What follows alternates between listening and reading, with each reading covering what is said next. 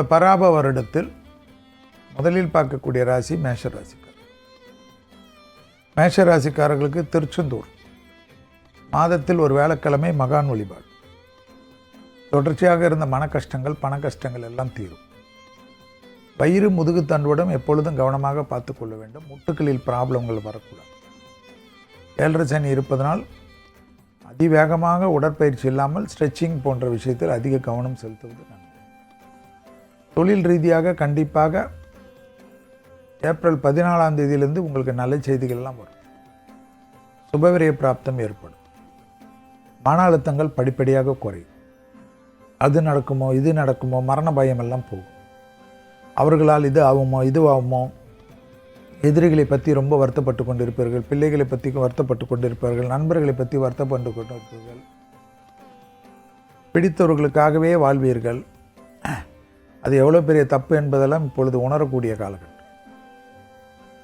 First உங்களுக்காக வாழ கற்றுக்கொள்ளுங்கள். முதன்மையான ராசி நீங்கள். எல்லோரையும் திருப்திப்படுத்தி வாழ்க்கை முழுவதும் வாழ்ந்த 70 வயதானாலும் சரி, இனி வாழக்கூடிய கொஞ்ச நாட்கள் உங்களுக்காக வாழ பழகி கொள்ளுங்கள். மனதுக்கு பிடித்த இடத்துக்கெல்லாம் செல்லுங்கள். யார் எதை சொன்னாலும் தூக்கி எறிந்துவிட்டு உங்கள் வேலையை பாருங்கள். எல்லோருக்கும் உதவக்கூடிய உங்களை, உங்கள் உதவிகளை பெற்றுக்கொண்டு உங்களை பற்றி தவறாக பேசுவார்கள். யார் எது பேசினாலும் உங்களுக்கு ஒன்றும் ஆகாது. செவ்வாயின் ஆதிக்கத்தில் பிறந்த உங்களை பற்றி யார் பேசினாலும் விரைவிலே அதற்கு உண்டான பிரச்சனைகளை அவர்கள் தான் அனுபவிப்பார்கள். 7.5 சனி இருந்தாலும் சனி உங்கள் ராசியிலே நீச்சம் என்பதை ஞாபகத்தில் வைத்துக் கொள்ளுங்கள். சனியே நீச்சம் பண்ணக்கூடிய வலிமை மிக்கவர்கள் மேஷ ராசிக்காரர்கள். புன்னகையுடன் இருக்கக்கூடிய மேஷ ராசிக்காரர்களுக்கு எந்த கஷ்டமும் வந்ததில்லை. பதட்டம், கத்துவது, கோபப்படுவது, எதையோ நினைத்து கொள்வது, எப்பேற்பட்ட பிரச்சனையும் சமாளிக்கக்கூடியவர்கள் மேஷ ராசிக்காரர்கள்.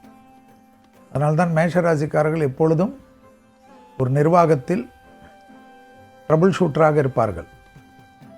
போர்ப்படைகளில் தளபதிகளாக இருப்பார்கள். மன்னருக்கு வலதுகரமாக இருப்பார்கள். இவர்களை நாடிதான் அத்தனை பேரும் இருக்கக்கூடிய ஒரு அமைப்பு உங்களுக்கு கடவுள் இயற்கையாக கொடுத்தது. இந்த பரவ வருடத்தில் தேகத்தை மட்டும் சரியாக பார்த்து கொண்டால் வண்டி வாகனம், புது விஷயங்கள், நல்லது, எடுத்த காரியத்தில் ஜெயம், தொலைதூரத்திலிருந்து நல்ல விஷயங்கள், வெற்றிகள் ஒன்றன் பின் ஒன்றாக ஏற்படக்கூடிய அனைத்து விஷயமும் யோக பலத்தை பெற்றுத்தரும்.